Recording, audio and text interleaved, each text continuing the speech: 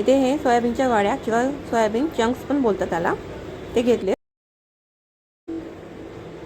गरम पाण्यात उकळून त्याला 2-3 महिने स्वच्छ धुवून घेतले. आता यातलं पाणी काढून टाकूया. असं दाबून पाणी काढून टाकायचं.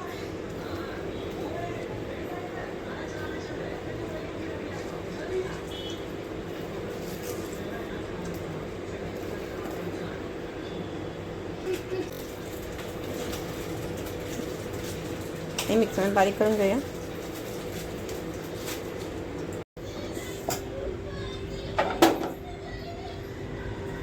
इथे असं बारीक करून झालंय. यामधलं सोयाबीनमधलं सगळं पाणी पूर्ण काढून टाकायचं आहे, नाहीतर मग हे बारीक करताना किंवा मळताना याला पाणी सुटू शकतं अजून. आता हे सोयाबीन बारीक करून झाले. यामध्ये गाजर, कांदा, कोथिंबीर,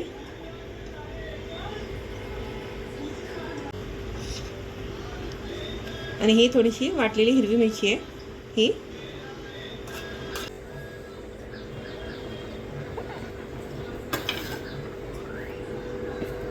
आता यामध्ये हे मसाले 1 चम्मच धना पावडर आहे, अर्धा चम्मच जिरा पावडर आहे, अर्धा चम्मच चाट मसाला आहे आणि अर्धा चम्मच गरम मसाला आहे.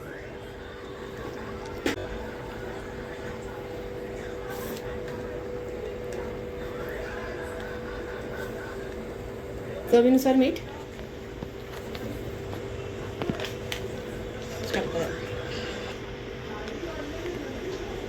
1 चम्मच अद्रक लसणाची पेस्ट आहे,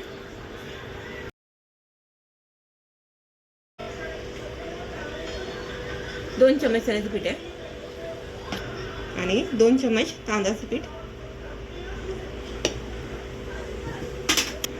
आता हे मिक्स करून घेऊया.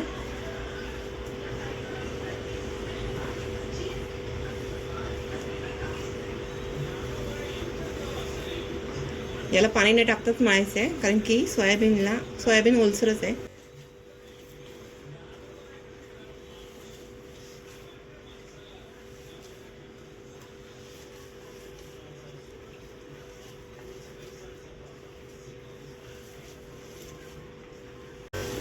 जर हे अजून ओलसर वाटत असेल तर अजून 1 चम्मच तांदळाचं पीठ ॲड करू शकता, आणि तांदळाचं किंवा चण्याचं पीठ.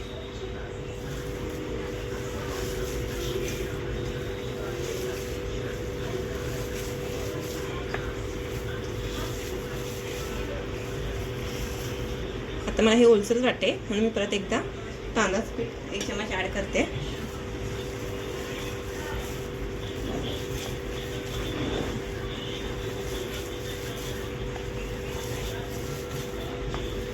आता हे चांगलं एकजीव करून घेऊया, मळून घेऊया.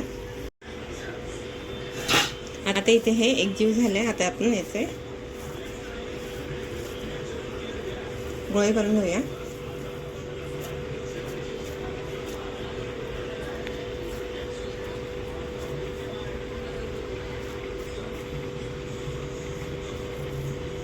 अशा पद्धतीने आपण टिक्की करून घेऊया.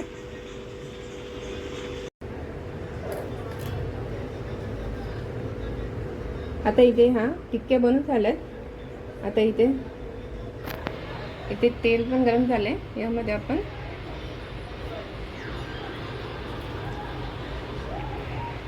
शॅलो फ्राय करून घेऊया.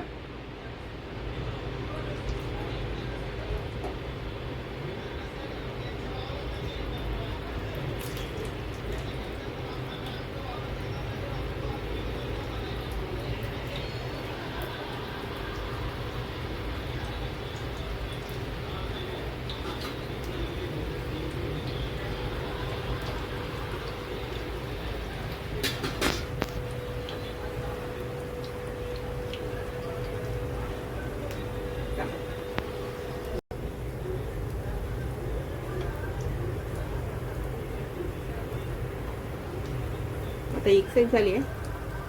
आता याला दुसरी साईड पलटून घेऊया.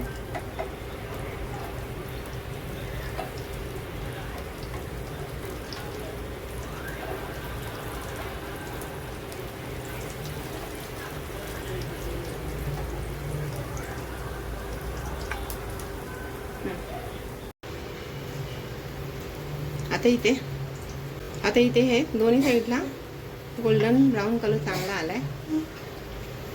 आता याला काढून घेऊया. झाले हे.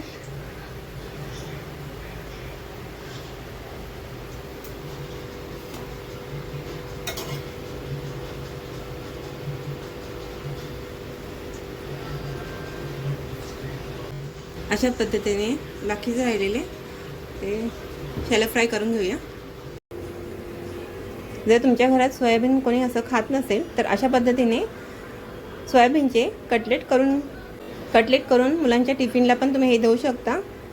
साध्या सोप्या पद्धतीने आणि सगळ्यांना आवडणारा असा पदार्थ आहे हा. तर तयार आहे सोयाबीनचे कटलेट. जर आपल्या घरात कोणालाही आवडत नसेल किंवा लहान मुलं खात नसतील तर त्यांना अशा पद्धतीने कटलेट करून खायला घाला. जर तुम्हाला ही व्हिडिओ आवडली असेल तर लाईक शेअर सबस्क्राईब करा, कमेंट करा, बेल आयकॉन दाबा.